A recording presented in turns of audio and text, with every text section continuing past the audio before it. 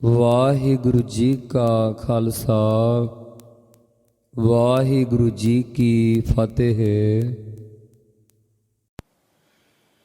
ਗੌੜੀ ਕਬੀਰ ਜੀ ਕੀ ਨਾਲ ਰਲਾਏ, ਲਿਖਿਆ ਮਹੱਲਾ ਪੰਜਵਾ।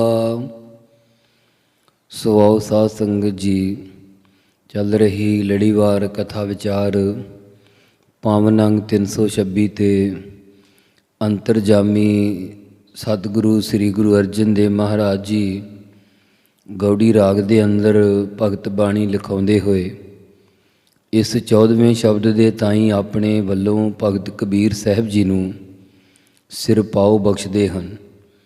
ਇਹ 5ਵੇਂ ਪਾਤਸ਼ਾਹ ਜੀ ਦਾ ਸ਼ਬਦ ਸੀ ਤੇ ਐਸੇ ਹੀ ਪ੍ਰਕਾਰ ਦਾ ਸ਼ਬਦ ਕਬੀਰ ਜੀ ਦੀ ਰਚਨਾ ਤੋਂ ਨਿਕਲਿਆ ਜਾਣ ਕੇ ਸਤਿਗੁਰੂ ਜੀ ਨੇ ਦੋਵਾਂ ਨੂੰ ਰਲਾ ਕਰਕੇ ਕਬੀਰ ਜੀ ਨੂੰ ਸਿਰਪਾਓ ਦੇ ਦਿੱਤਾ ਤੇ ਇਹ ਸਿੱਧ ਕੀਤਾ ਕਿ ਭਗਤ ਜਨਾਂ ਦੀ ਬਾਣੀ ਅਤੇ ਗੁਰੂ ਸਾਹਿਬਾਂ ਦੀ ਬਾਣੀ ਇੱਕ ਹੀ ਹੈ। ਇਹ ਏਕਤਾ ਕਰਨ ਦੀ ਮਹਾਰਾਜ ਨੇ ਸਿੱਖਿਆ ਦਿੱਤੀ ਹੈ। ਐਵੇਂ ਕੋਈ ਭਗਤ ਜਨਾਂ ਦੀ ਬਾਣੀ ਨੂੰ ਵੱਖਰਾ ਨਾ ਸਮਝੇ। ਇਹ ਗੁਰੂ ਜੀ ਦੇ ਦਰ 'ਤੇ ਪ੍ਰਵਾਨ ਹੋਈ ਹੈ। ਜੈਸਾ ਕਿ ਤੀਸਰੇ ਪਾਤਸ਼ਾਹ ਨੇ ਵੀ ਬਚਨ ਕਹੇ ਹਨ ਜੋ ਸ੍ਰੀ ਰਾਗ ਵਿੱਚ ਨਾਮਾ ਸ਼ੀਬਾ ਕਬੀਰ ਜੁਲਾਹਾ ਪੂਰੇ ਗੁਰ ਤੇ ਗਤ ਪਾਈ ਬ੍ਰਹਮ ਕੇ ਬੇਤੇ ਸ਼ਬਦ ਪਛਾਣ ਹੈ ਹਉਮੈ ਜਾਤ ਗਵਾਈ ਸੁਰ ਨਰ ਤਿਨ ਕੀ ਬਾਣੀ ਗਾਵੈ ਕੋਇ ਨ ਮੇਟੈ ਭਾਈ। ਇਹ ਸਾਰਿਆਂ ਦੇ ਗਾਉਣੇ ਜੋ ਗੁਰਬਾਣੀ ਦੇ ਨਾਲ ਸਤਿਗੁਰਾਂ ਨੇ ਭਗਤ ਜਨਾਂ ਨੂੰ ਮੇਲਣਾ ਕੀਤਾ ਹੈ। ਜਿਵੇਂ ਗੰਗਾ ਆਦਿਕ ਨਦੀਆਂ ਸਮੁੰਦਰ ਵਿੱਚ ਰਲ ਕੇ ਸਮੁੰਦਰ ਦਾ ਰੂਪ ਹੀ ਹੋ ਜਾਂਦੀਆਂ ਹਨ, ਇਸ ਤਰ੍ਹਾਂ ਗੁਰੂ ਸਾਹਿਬ ਜੀ ਸਮੁੰਦਰ ਦੀ ਨਿਆਈ ਹਨ ਅਤੇ ਨਦੀਆਂ ਦੀ ਨਿਆਈ ਭਗਤ ਜਨ ਉਹਨਾਂ ਵਿੱਚ ਮਿਲ ਕਰਕੇ ਉਹਨਾਂ ਦਾ ਹੀ ਰੂਪ ਹੋ ਗਏ ਹਨ। ਸੋ ਇਉਂ ਮਹਾਰਾਜ ਏਕਤਾ ਦਿਖਾਉਂਦੇ ਹਨ। ਗੌੜੀ ਕਬੀਰ ਜੀ ਦੇ ਨਾਲ ਰਲਾ ਕੇ 5ਵੇਂ ਗੁਰਦੇਵ ਪਾਤਸ਼ਾਹ ਜੀ ਨੇ ਆਪਣਾ ਮਹੱਲਾ ਲਿਖਿਆ ਹੈ। ਸੋ ਉਥਾਨਕਾ ਇਸ ਦਾ ਇਸ ਤਰ੍ਹਾਂ ਹੈ ਕਿ ਭਗਤ ਕਬੀਰ ਸਾਹਿਬ ਜੀ ਆਪਣੇ ਆਨੰਦ ਵਿੱਚ ਬੈਠੇ ਸਨ। ਸਤਸੰਗੀ ਲੋਕ ਆਣ ਕੇ ਭਗਤ ਜੀ ਦੇ ਦਰਸ਼ਨ ਕਰਿਆ ਕਰਦੇ ਸਨ। ਤਾਂ ਇੱਕ ਦਿਨ ਇੱਕ ਪ੍ਰੇਮੀ ਨੇ ਕਬੀਰ ਜੀ ਦੇ ਪਾਸ ਆਣ ਕੇ ਜੋ ਕਿਹਾ ਉਸ ਨੂੰ ਕਬੀਰ ਸਾਹਿਬ ਕਥਨ ਕਰਦੇ ਹਨ। ਐਸੋ ਅਚਰਜ ਦੇਖਿਓ ਕਬੀਰ ਦਦ ਕੈ ਭੋਲੇ ਬਿਰੋਲੇ ਨੀਰ ਰਹਾਉ। ਹੇ ਕਬੀਰ ਜੀ, ਮੈਂ ਇੱਕ ਅਜਿਹਾ ਅਚਰਜ ਹੈਰਾਨੀਜਨਕ ਕੌਤਕ ਵੇਖ ਕੇ ਆਇਆ ਹਾਂ ਕਿ ਤੜਕੇ ਕਮਾਈ ਦਦ ਦਹੀਂ ਦੇ ਭੋਲੇ ਭੁਲੇਖੇ ਨੀਰ ਪਾਣੀ ਨੂੰ ਹੀ ਰਿੜਕਦੀ ਪਈ ਸੀ। ਭਾਵ ਦਹੀਂ ਵਾਲੀ ਚਾਟੀ ਦੇ ਨਾਲ ਹੀ ਪਾਣੀ ਵਾਲੀ ਚਾਟੀ ਪਈ ਸੀ ਅਤੇ ਉਹ ਦੁੱਧ ਦੇ ਭੁਲੇਖੇ ਉਸ ਪਾਣੀ ਨੂੰ ਹੀ ਰਿੜਕਦੀ ਰਹੀ ਸੀ। ਜਦ ਦਿਨ ਚੜ੍ਹੇ ਦੇਖਿਆ ਤਾਂ ਹੈਰਾਨ ਹੋ ਗਈ ਕਿ ਮੱਖਣ ਤਾਂ ਆਇਆ ਹੀ ਨਹੀਂ, ਇਕੱਲੀ ਝੱਗ ਜਿਹੀ ਆਈ ਹੈ। ਰਹਾਉ। ਇੱਕ ਹੋਰ ਪ੍ਰੇਮੀ ਕਹਿੰਦਾ ਹੈ ਕਿ ਕਬੀਰ ਜੀ, ਮੈਂ ਵੀ ਕੁਝ ਅਸਚਰਜ ਵੇਖ ਕੇ ਆਇਆ ਹਾਂ। ਕਬੀਰ ਜੀ ਕਹਿੰਦੇ ਕਿ ਤੂੰ ਕੀ ਵੇਖ ਕੇ ਆਇਆ ਹੈ? ਤਾਂ ਉਹ ਕਹਿੰਦਾ ਹੈ, ਰਹਾਉ ਵਿਸਰਾਮ ਦੇ ਕੇ ਕਿਰਪਾ ਕਰਦੇ ਹਨ। ਹਰੀ ਅੰਗੂਰੀ ਗਦ ਹਾ ਚਰੈ ਨਿਤ ਉਠ ਹਾਸੈ ਹੀਗੈ ਮਰੈ। ਕਿ ਖੇਤਾਂ ਵਿੱਚ ਹਰੀ ਅੰਗੂਰੀ ਨਵੀਂ ਉੱਗੀ ਹੋਈ ਹਰਿਆਵਲ ਭਾਵ ਕਰੂੰਬਲਾਂ ਨੂੰ ਗਧਾ ਖੋਤਾ ਚਰ ਰਿਹਾ ਸੀ, ਜੋ ਨਿਤਾ ਪ੍ਰਤੀ ਉੱਠ ਕੇ ਲੋਕਾਂ ਦੀਆਂ ਖੇਤੀਆਂ ਚਰ ਚਰ ਕੇ ਹੱਸਦਾ ਅਤੇ ਮਗਰੋਂ ਹੀਂਗੈ ਹਿਣਕਦਾ ਸੀ। ਉਹ ਅੱਜ ਜ਼ਿਮੀਂਦਾਰ ਲੋਕਾਂ ਨੇ ਪਕੜ ਕੇ ਬਹੁਤ ਕੁੱਟਿਆ, ਜਿਸ ਕਾਰਨ ਉਹ ਮਰ ਗਿਆ। ਤੀਜਾ ਪ੍ਰੇਮੀ ਬੋਲਿਆ ਕਿ ਮਹਾਰਾਜ, ਮੈਂ ਵੀ ਇੱਕ ਅਸਚਰਜ ਕੌਤਕ ਵੇਖ ਕੇ ਆਇਆ ਹਾਂ। ਕੀ ਵੇਖ ਕੇ ਆਇਆ ਹੈ? ਮਾਤਾ ਭੈਸਾ ਅਮੁਹਾ ਜਾਏ ਕੁਦ ਕੁਦ ਚਰੈ ਰਸਾ ਤਲ ਪਾਏ। ਇੱਕ ਮਾਤਾ ਬੋਲਣਾ ਹੈ, ਮਾਫੀ ਚਾਹੁੰਦੇ ਹਾਂ। ਮਾਤਾ ਭੈਸਾ, ਮਾਤਾ ਭਾਵ ਕੱਸ ਕੇ ਮਸਤ ਹੋਇਆ। ਮਸਤ ਭੈਂਸਾ ਝੋਟਾ ਅਮੋਹਾ ਅਮੋੜ ਹੀ ਜਾਂਦਾ ਸੀ। ਹਰ ਇੱਕ ਨੂੰ ਮਾਰਨ ਪੈਂਦਾ ਸੀ ਅਤੇ ਕਈਆਂ ਦੇ ਸੱਟਾਂ ਲਾਈਆਂ। ਉਸ ਨੂੰ ਪਕੜਨ ਲਈ ਅੱਜ ਲੋਕਾਂ ਨੇ ਇੱਕ ਵੱਡਾ ਭਾਰੀ ਟੋਆ ਪੁੱਟ ਲਿਆ ਅਤੇ ਉੱਪਰ ਹਰੇ ਭਰੇ ਕੱਖ ਰੱਖ ਦਿੱਤੇ। ਜਦੋਂ ਉਹ ਝੋਟਾ ਕੁੱਦ ਕੇ ਇਸ ਹਰੇ ਘਾਹ ਨੂੰ ਚਰਨ ਲਈ ਆਇਆ ਤਾਂ ਉਹ ਰਸਾਤਲ ਟੋਏ ਦੇ ਵਿੱਚ ਪਾਏ ਪੈ ਗਿਆ, ਹੁਣ ਉੱਥੇ ਹੀ ਜੁੜਿਆ ਰਹੇਗਾ। ਕਹੋ ਕਬੀਰ ਪ੍ਰਗਟ ਪਈ ਖੇਡ, ਲੇਲੇ ਕੋ ਚੁਗੈ ਨਿਤ ਭੇਡ। ਭਗਤ ਕਬੀਰ ਸਾਹਿਬ ਜੀ ਕਥਨ ਕਰਦੇ ਹਨ ਕਿ ਹੋਰ ਵੀ ਕੁਝ ਅਚਰਜ ਵੇਖਿਆ ਹੈ? ਤਾਂ ਇੱਕ ਪ੍ਰੇਮੀ ਕਹਿੰਦਾ ਕਿ ਹਾਂ ਮਹਾਰਾਜ, ਇਹ ਅਚਰਜ ਖੇਡ ਪ੍ਰਗਟ ਪਈ ਹੋਈ ਹੈ ਕਿ ਮਹਾਰਾਜ ਭੇਡਾਂ ਨੂੰ ਲੇਲੇ ਚੁੰਗਦੇ ਹੁੰਦੇ ਆ, ਪਰੰਤੂ ਅਸੀਂ ਅੱਜ ਨਿਤਾ ਪ੍ਰਤੀ ਲੇਲਿਆਂ ਨੂੰ ਤਾਂ ਹੀ ਭੇਡਾਂ ਨੂੰ ਚੁੰਗਦੇ ਵੇਖ ਕੇ ਆਏ ਹਾਂ ਕਿ ਲੇਲਿਆਂ ਨੂੰ ਭੇਡਾਂ ਚੁੰਗ ਰਹੀਆਂ। ਰਾਮ ਰਮਤ ਮਤ ਪ੍ਰਗਟੀ ਆਈ, ਕਹੋ ਕਬੀਰ ਗੁਰ ਸੋਝੀ ਪਾਈ। ਰਾਮ ਰਮੇ ਹੋਏ ਪਰਮੇਸ਼ਰ ਦੇ ਨਾਮ ਨੂੰ ਰਮਤ ਉਚਾਰਨੇ ਕਰਕੇ ਸਾਡੇ ਅੰਦਰ ਇਹ ਮਤ ਬੁੱਧ ਪ੍ਰਗਟ ਹੋ ਆਈ ਹੈ। ਕਬੀਰ ਜੀ ਕਥਨ ਕਰਦੇ ਹਨ ਕਿ ਤੁਹਾਡੀਆਂ ਗੱਲਾਂ ਸੁਣ ਕੇ ਗੁਰਾਂ ਨੇ ਸਾਨੂੰ ਸੋਝੀ ਗਿਆਤ ਪਾਉਣਾ ਕੀਤੀ ਹੈ ਕਿ ਇਹ ਜੋ ਤੁਸੀਂ ਦੁਨੀਆ ਦਾ ਅਸਚਰਜਤਾ ਵਾਲਾ ਹਾਲ ਦੱਸਿਆ ਹੈ, ਸਾਨੂੰ ਸੋਝੀ ਆ ਗਈ ਹੈ। ਗੌੜੀ ਕਬੀਰ ਜੀ ਪੰਚਪਦੇ। ਸੋ ਪੰਡਤ ਤਾਰਾ ਸਿੰਘ ਨੇ ਇਸ ਸ਼ਬਦ ਦੀ ਉਥਾਨਕਾ ਵਿੱਚ ਇਹ ਲਿਖਿਆ ਹੈ ਕਿ ਕਾਂਸ਼ੀ ਦੇ ਬ੍ਰਾਹਮਣਾਂ ਨੇ ਮਿਲ ਕਰਕੇ ਕਬੀਰ ਜੀ ਨੂੰ ਕਿਹਾ ਕਿ ਤੂੰ ਕਾਂਸ਼ੀ ਵਿੱਚ ਇਸ ਕਰਕੇ ਰਹਿੰਦਾ ਹੈ ਕਿ ਸ਼ਿਵ ਜੀ ਤੈਨੂੰ ਮੁਕਤ ਕਰ ਦੇਵੇ, ਪਰੰਤੂ ਤੂੰ ਮੁਕਤ ਨਹੀਂ ਹੋਣਾ ਕਿਉਂਕਿ ਤੂੰ ਸ਼ਿਵ ਜੀ ਦੀ ਮੁਕਤੀ ਗ੍ਰਹਿਣ ਨਹੀਂ ਕਰਨੀ। ਸੋ ਫਿਰ ਕਾਂਸ਼ੀ ਵਿੱਚ ਕਿਉਂ ਰਹਿੰਦਾ ਹੈ? ਇਹ ਸੁਣ ਕੇ ਕਬੀਰ ਜੀ ਬਾਹਰ ਜਾ ਰਹੇ ਅਤੇ ਉੱਥੇ ਜਾ ਕੇ ਪੰਡਤਾਂ ਨਾਲ ਚਰਚਾ ਵਿੱਚ ਇਹ ਸ਼ਬਦ ਉਚਾਰਿਆ। ਪਰ ਸੰਪਰਦਾਈ ਉਥਾਨਕਾ ਵਿੱਚ ਗਿਆਨੀ ਸੰਕੇਤ ਅਨੁਸਾਰ ਜਦੋਂ ਕਬੀਰ ਜੀ ਹੜੰਬੇ ਦੀ ਧਰਤੀ ਪਰ ਗਏ, ਉੱਥੇ ਪਰਮੇਸ਼ਰ ਨੇ ਦਰਸ਼ਨ ਦਿੱਤੇ ਜਾਂ ਆਕਾਸ਼ਬਾਣੀ ਦੁਆਰਾ ਭਗਤ ਜੀ ਦਾ ਹਿਰਦਾ ਦੇਖਣ ਵਾਸਤੇ ਕਿਹਾ ਕਿ ਹੇ ਕਬੀਰ, ਜਿਉ ਜਲ ਛੋੜ ਬਾਹਰ ਭਇਓ ਮੀਨਾ, ਪੂਰਬ ਜਨਮ ਹੋ ਤਪ ਕਾ ਹੀਨਾ। ਸੋ ਗੌੜੀ ਕਬੀਰ ਜੀ ਪੰਚਪਦੇ ਦੇ ਹੇਠਾਂ ਜੋ 2 ਅੰਕ ਹੈ, ਉਸ ਦਾ ਭਾਵ ਇਹ ਹੈ ਕਿ 5 ਪੌੜੀਆਂ ਵਾਲੇ 2 ਸ਼ਬਦ ਆਉਣਗੇ। ਜਿਉਂ ਜਲ ਛੋੜ ਬਾਹਰ ਭਇਓ ਮੀਨਾ, ਜਿਵੇਂ ਜਲ ਪਾਣੀ ਨੂੰ ਛੱਡ ਕਰਕੇ ਮੱਛੀ ਬਾਹਰ ਭਾਵ ਭਇਓ ਹੁੰਦਾ ਹੈ, ਮੱਛ ਉਹ ਤੜਫ ਕੇ ਮਰਦਾ ਹੈ। ਪੂਰਬ ਜਨਮ ਹੋ ਤਪ ਕਾ ਹੀਨਾ, ਕਹਿੰਦੇ ਇਹੀ ਹਾਲਤ ਤੇਰੀ ਹੋਵੇਗੀ ਕਿਉਂਕਿ ਤੂੰ ਮੁਕਤੀ ਦੇਣ ਵਾਲੀ ਕਾਂਸ਼ੀ ਨੂੰ ਛੱਡ ਦਿੱਤਾ। ਕਬੀਰ ਜੀ ਬਿਲਾਸ ਵਿੱਚ ਕਹਿੰਦੇ ਹਨ ਕਿ ਠੀਕ ਹੈ ਮਹਾਰਾਜ, ਮੈਂ ਪੂਰਬ ਪਿਛਲੇ ਜਨਮ ਦਾ ਤਪ ਤਪੱਸਿਆ ਤੋਂ ਹੀਨਾ ਖਾਲੀ ਸੀ ਤਾਂ ਮੈਂ ਕਾਂਸ਼ੀ ਛੱਡ ਆਇਆ ਹਾਂ। ਅਬ ਕਹੋ ਰਾਮ ਕਮਨ ਗਤ ਮੋਰੀ, ਤਜੀ ਲੈ ਬਨਾਰਸ ਮਤ ਭਈ ਥੋਰੀ ਰਹਾਉ। ਹੇ ਰਾਮ ਪਰਮੇਸ਼ਰ, ਹੁਣ ਫਿਰ ਕਹਿਣਾ ਕਰਕੇ ਮੋਰੀ ਮੇਰੀ ਗਤ ਕਲਿਆਣ ਕਿਹੜੇ ਤਰੀਕੇ ਨਾਲ ਹੋਵੇਗੀ? ਤਾਂ ਭਗਵਾਨ ਜੀ ਕਹਿਣ ਲੱਗੇ ਕਿ ਤੂੰ ਬਨਾਰਸ ਤਜੀਲੇ ਛੱਡ ਦਿੱਤੀ ਹੈ, ਤੇਰੀ ਮਤ ਅਕਲ ਥੋੜੀ ਤੁਛ ਹੋ ਗਈ ਆ। ਤਾਂ ਕਬੀਰ ਜੀ ਤੁਰਦੇ ਹੋਏ ਕਹਿਣ ਲੱਗੇ ਕਿ ਚਲੋ ਠੀਕ ਹੈ, ਜੇ ਮੈਂ ਬਨਾਰਸ ਛੱਡ ਦਿੱਤੀ ਹੈ ਤੇ ਮੇਰੀ ਮਤ ਤੁਛ ਹੋ ਗਈ ਹੈ, ਪਰ ਹੁਣ ਮੈਂ ਸਿਮਰਨ ਵਿੱਚ ਹਰ ਵੇਲੇ ਹੀ ਜੁੜਿਆ ਰਹਿੰਦਾ ਹਾਂ। ਰਹਾਉ ਵਿਸਰਾਮ ਦੇ ਕੇ ਕਿਰਪਾ ਕਰਦੇ ਹਨ। ਸਗਲ ਜਨਮ ਸਿਵਪੁਰੀ ਗਵਾਇਆ, ਮਰਤੀ ਬਾਰ ਮਗ ਹਰ ਉਠ ਆਇਆ। ਭਗਵਾਨ ਜੀ ਕਹਿਣ ਲੱਗੇ ਕਿ ਹੇ ਕਬੀਰ, ਤੂੰ ਸਾਰਾ ਜਨਮ ਤਾਂ ਸ਼ਿਵ ਜੀ ਦੀ ਪੁਰੀ ਭਾਵ ਕਾਂਸ਼ੀ ਵਿੱਚ ਹੀ ਗਵਾ ਦਿੱਤਾ ਹੈ। ਹੁਣ ਮਰਤੀ ਮਰਨ ਬਾਰ ਵੇਲੇ ਮਗ ਹਰ ਹੜੰਬੇ ਦੀ ਧਰਤੀ 'ਤੇ ਉੱਠ ਕਰਕੇ ਆ ਗਿਆ ਹੈ, ਜਿੱਥੇ ਬਿਆਸ ਰਿਖੀ ਦਾ ਸਰਾਪ ਹੈ। ਸੋ ਬਿਆਸ ਰਿਖੀ ਦਾ ਕੀ ਸਰਾਪ ਹੈ? ਜਿੱਥੇ ਸ਼ਿਵ ਜੀ ਨੇ ਕਾਂਸ਼ੀ ਵਸਾਈ ਹੈ, ਉੱਥੇ ਇੱਕ ਵਾਰ ਬਿਆਸ ਰਿਖੀ ਆਪਣੇ 1 ਲੱਖ ਵਿਦਿਆਰਥੀਆਂ ਨੂੰ ਨਾਲ ਲੈ ਕੇ ਕਾਂਸ਼ੀ ਵਿੱਚ ਪਹੁੰਚੇ। ਕਈ 60,000 ਲਿਖਦੇ ਹਨ, ਪਰ ਸੰਤ ਬਾਬਾ ਸੁੰਦਰ ਸਿੰਘ ਜੀ 1 ਲੱਖ ਲਿਖਦੇ ਹਨ, ਭਾਵ 1 ਲੱਖ ਹੀ ਦੱਸਿਆ ਕਰਦੇ ਸਨ। ਉੱਥੇ ਕਾਂਸ਼ੀ ਵਿੱਚ ਇਸ ਨੂੰ ਭੋਜਨ ਪੂਰਾ ਨਾ ਮਿਲਿਆ। ਫਿਰ ਇਸ ਨੇ ਕਿਹਾ ਕਿ ਚਲੋ ਹੜੰਬੇ ਚੱਲਦੇ ਹਾਂ। ਉੱਥੇ ਬੈਠ ਕੇ ਲੋਕਾਂ ਨੂੰ ਬਹੁਤ ਨਿਮੰਤੇ ਦੇਣੇ ਸ਼ੁਰੂ ਕਰ ਦਿੱਤੇ। ਅਨੇਕਾਂ ਹੋਰ ਵੀ ਰਿਸ਼ੀ ਮੁਨੀ ਉੱਥੇ ਆ ਪਹੁੰਚੇ। ਬਿਆਸ ਦਾ ਬਹੁਤ ਆਦਰ ਸਤਿਕਾਰ ਹੋਣ ਲੱਗ ਪਿਆ। ਬਿਆਸ ਨੇ ਕਿਹਾ ਕਿ ਮੇਰੀ ਇਸ ਨਗਰੀ ਵਿੱਚ ਜੋ ਵੀ ਪਸ਼ੂ ਪੰਛੀ ਆ ਕੇ ਮਰੇਗਾ ਉਹ ਮੁਕਤ ਹੋ ਜਾਵੇਗਾ। ਫਿਰ ਮਨੁੱਖ ਦੀ ਤਾਂ ਗੱਲ ਹੀ ਕੀ ਕਰਨੀ, ਉਹ ਇੱਥੇ ਰਹਿ ਕੇ ਮੁਕਤ ਹੀ ਮੁਕਤ ਹੈ। ਉਧਰ ਸ਼ਿਵ ਜੀ ਉਦਾਸ ਹੋ ਗਿਆ ਕਿ ਮੇਰੀ ਕਾਂਸ਼ੀ ਦੀ ਰੌਣਕ ਘਟ ਗਈ। ਗਣੇਸ਼ ਨੇ ਆਪਣੇ ਪਿਤਾ ਤੋਂ ਉਦਾਸ ਹੋਣ ਦਾ ਕਾਰਨ ਪੁੱਛਿਆ ਤਾਂ ਸ਼ਿਵ ਜੀ ਨੇ ਕਿਹਾ ਕਿ ਮੇਰੀ ਵਸਾਈ ਹੋਈ ਕਾਂਸ਼ੀ ਉਜੜਦੀ ਜਾ ਰਹੀ ਹੈ ਤੇ ਬਿਆਸ ਦੀ ਹੜੰਬੇ ਵਾਲੀ ਧਰਤੀ ਪ੍ਰਫੁੱਲਤ ਹੁੰਦੀ ਜਾ ਰਹੀ। ਗਣੇਸ਼ ਨੇ ਕਿਹਾ ਕਿ ਪਿਤਾ ਜੀ, ਮੈਂ ਯਤਨ ਕਰਦਾ ਹਾਂ। ਇਹ ਗਣੇਸ਼ ਬਿਆਸ ਰਿਖੀ ਦੇ ਕੋਲ ਵਿਦਿਆਰਥੀ ਬਣ ਕੇ ਗਿਆ ਤੇ ਉੱਥੇ ਜਾ ਕੇ ਪੜ੍ਹਨ ਲੱਗ ਪਿਆ।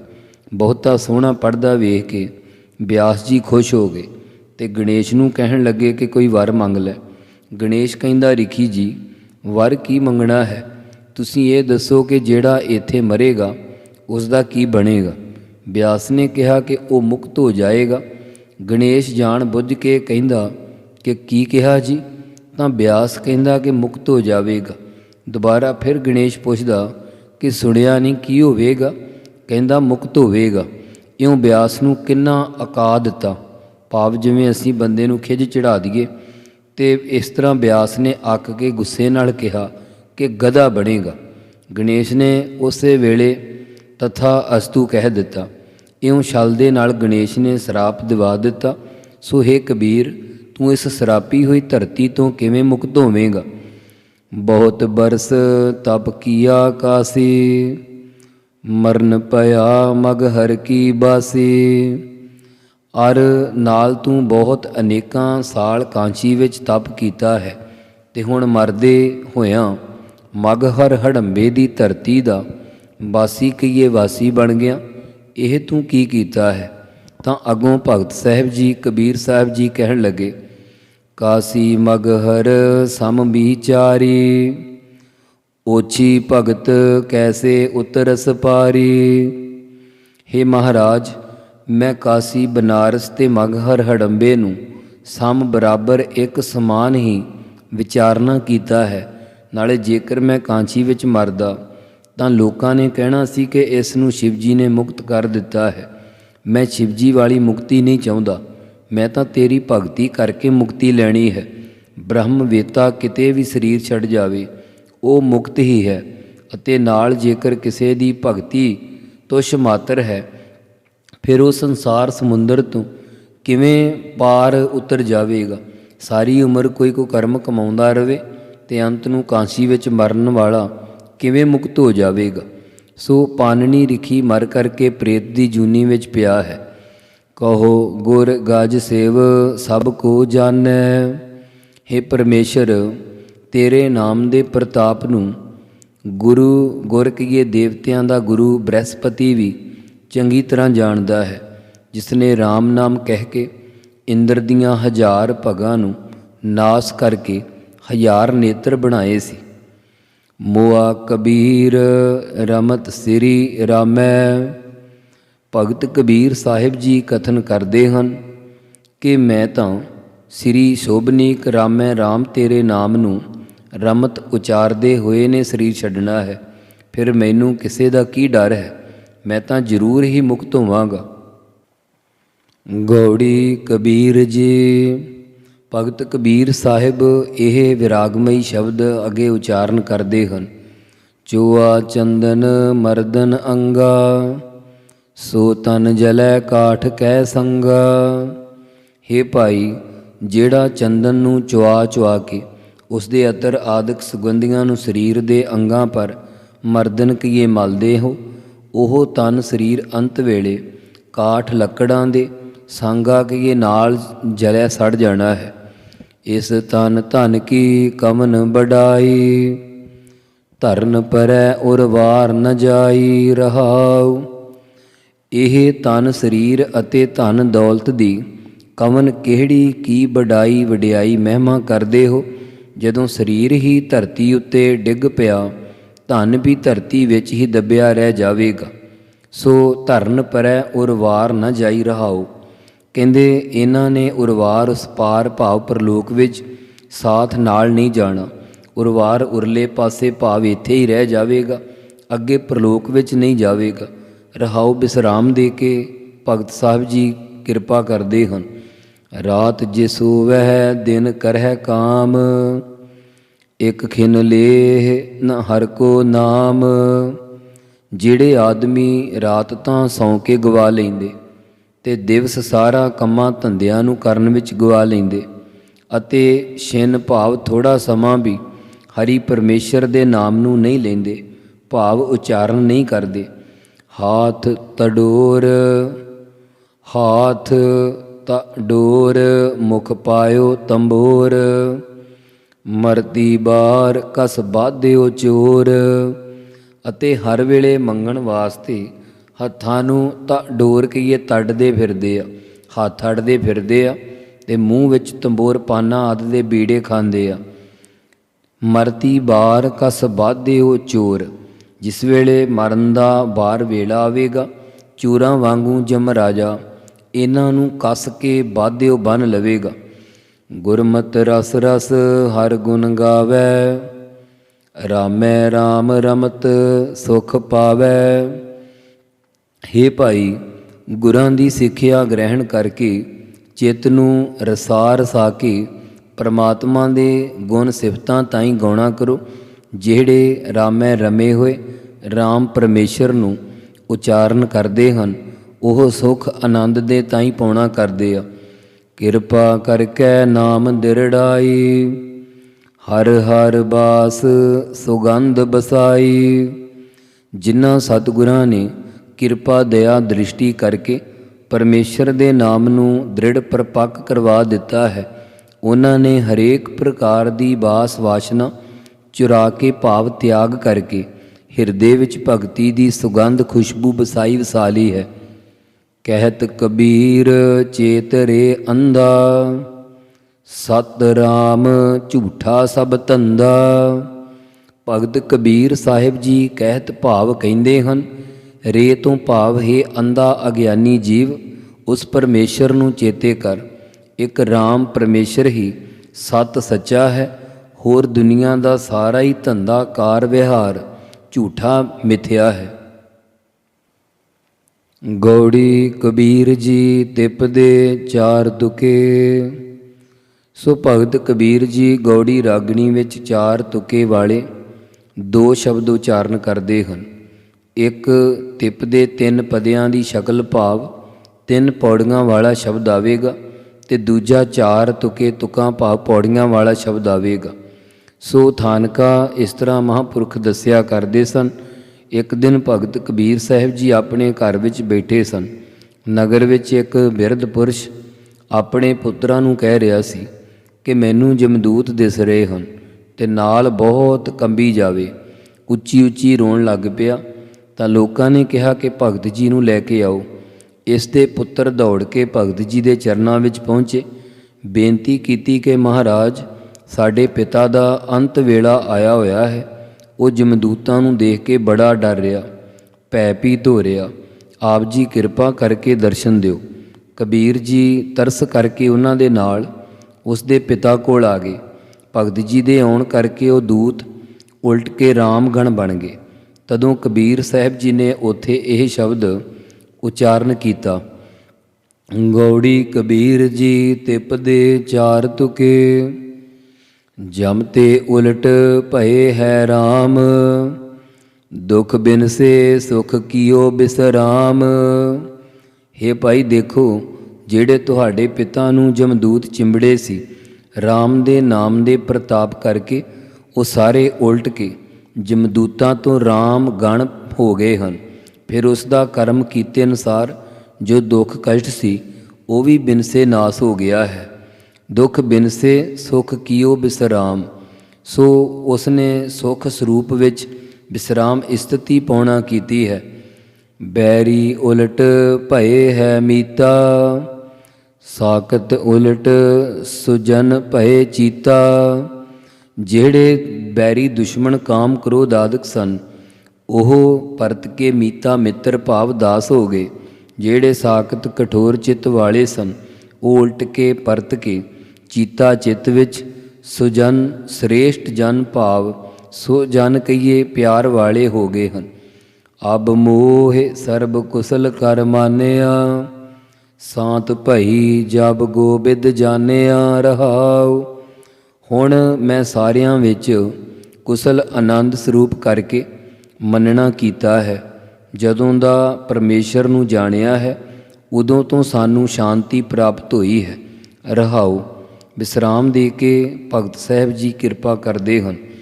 ਤਨ ਮਹਿ ਹੋਤੀ ਕੋਟ ਉਪਾਦ, ਉਲਟ ਭਈ ਸੁਖ ਸਹਿਜ ਸਮਾਦ। ਇਸ ਤਨ ਸਰੀਰ ਵਿੱਚ ਪਹਿਲਾਂ ਕਾਮਾਂਦਿਕ ਦੀਆਂ ਕਰੋੜਾਂ ਹੀ ਉਪਾਧੀਆਂ ਬਿਮਾਰੀਆਂ ਹੁੰਦੀਆਂ ਸਨ।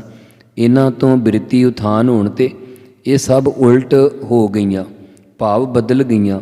ਸੁਖ ਆਤਮਾਨੰਦ ਦੀ ਪ੍ਰਾਪਤੀ ਕਰਕੇ ਸੁਭਾਵਕ ਹੀ ਸਾਡੀ ਸਮਾਧੀ ਲੱਗ ਗਈ ਹੈ। ਆਪ ਪਛਾਨੈ ਆਪੈ ਆਪ, ਰੋਗ ਨ ਵਿਆਪੈ ਤੀਨੋ ਤਾਪ। ਜਦੋਂ ਆਪਣੇ ਸਰੂਪ ਨੂੰ ਅੰਤਸ਼ਕਰਨ ਵਿੱਚ ਪਛਾਣ ਲਿਆ ਤਾਂ ਫਿਰ ਸਾਰਿਆਂ ਵਿੱਚ ਆਪੇ ਆਪ ਆਪਣਾ ਆਪ ਰੂਪ ਹੀ ਨਜ਼ਰ ਆਉਂਦਾ ਅਤੇ ਕੋਈ ਰੋਗ ਬਿਮਾਰੀ ਆਦਿਕ ਅਤੇ ਤੀਨੋਂ ਨੰਨੇ ਨੂੰ ਕਨੌੜਾ ਹੈ। ਥੋੜ੍ਹਾ ਜਿਹਾ ਮੂੰਹ ਖੋਲ੍ਹ ਕੇ ਬੋਲਿਆ ਜਾਵੇਗਾ, ਸੋ ਹੋੜਾ ਨਹੀਂ ਸਮਝਣਾ। ਕਈ ਵਾਰੀ ਅਸੀਂ ਤੀਨੋਂ ਹੀ ਪੜ੍ਹ ਜਾਂਦੇ ਹਾਂ, ਪਰ ਇੱਥੇ ਤਿੰਨੇ ਤਾਪ ਆਦਿ ਵਿਆਧੀ ਉਪਾਧੀ ਅਧਿਆਤਮ ਅਧਿਭੂਤ ਅਧਿਦੈਵ ਆਦਿਕ ਵੀ ਨਹੀਂ ਵਿਆਪਦੇ। ਅਬ ਮਨ ਉਲਟ ਸਨਾਤਨ ਹੁਆ, ਤਬ ਜਾਣਿਆ ਜਬ ਜੀਵਤ ਮੂਆ। ਹੁਣ ਮੇਰਾ ਮਨ ਚਿੱਤ ਸੰਸਾਰਕ ਪਦਾਰਥਾਂ ਦੇ ਸੰਕਲਪਾਂ ਵਿਕਲਪਾਂ ਵੱਲੋਂ ਉਲਟ ਕਹੀਏ ਪਰਤ ਕੇ ਸਨਾਤਨ ਕਹੀਏ ਪੁਰਾਤਨ ਬ੍ਰਹਮ ਰੂਪ ਹੀ ਹੋ ਗਿਆ ਹੈ। ਪਰੰਤੂ ਤਦੋਂ ਇਸ ਆਨੰਦ ਨੂੰ ਜਾਣਨਾ ਕੀਤਾ ਹੈ ਜਦੋਂ ਜੀਵਤ ਭਾਵ ਤੋਂ ਮੂਆ ਮਰ ਗਏ ਸਾਂ। ਕਹੋ ਕਬੀਰ ਸੁਖ ਸਹਿਜ ਸਮਾਵੋ, ਆਪ ਨ ਡਰੋ ਨ ਅਵਰ ਡਰਾਵੋ। ਭਗਤ ਕਬੀਰ ਸਾਹਿਬ ਜੀ ਕਥਨ ਕਰ ਰਹੇ ਹਨ ਕਿ ਹੁਣ ਮੈਂ ਸੁਭਾਵਕ ਹੀ ਸੁਖ ਆਨੰਦ ਸਰੂਪ ਪਰਮੇਸ਼ਰ ਵਿੱਚ ਸਮਾ ਗਿਆ ਹਾਂ ਅਤੇ ਨਾ ਹੀ ਕਿਸੇ ਜਮ ਆਦਿਕ ਤੋਂ ਆਪ ਡਰਦੇ ਹਾਂ, ਨਾ ਹੀ ਕਿਸੇ ਹੋਰਾਂ ਨੂੰ ਡਰਾਉਂਦੇ ਹਾਂ। ਡਰਨ ਵਾਲੇ ਪਸ਼ੂ ਹਿਰਨ ਬੱਕਰੀਆਂ ਆਦਿ ਤੇ ਡਰਾਉਣ ਵਾਲੇ ਸ਼ੇਰ ਬਘੇਰੇ ਆਦਿਕ ਇਉਂ ਅਸੀਂ ਪਸ਼ੂ ਸੁਭਾਅ ਨਹੀਂ ਰੱਖਦੇ। ਨਾ ਕਿਸੇ ਤੋਂ ਡਰਦੇ ਹਾਂ, ਨਾ ਹੀ ਕਿਸੇ ਨੂੰ ਡਰਾਉਂਦੇ ਹਾਂ। ਭੈ ਕਾਹੂ ਕੋ ਦੇਤ ਨਹਿ ਭੈ ਮਾਨਤ ਆਨ। ਵਾਹਿਗੁਰੂ ਵਾਹਿਗੁਰੂ ਵਾਹਿਗੁਰੂ ਵਾਹਿਗੁਰੂ ਵਾਹਿਗੁਰੂ ਵਾਹਿਗੁਰੂ ਵਾਹਿਗੁਰੂ ਵਾਹਿਗੁਰੂ ਵਾਹਿਗੁਰੂ ਵਾਹਿਗੁਰੂ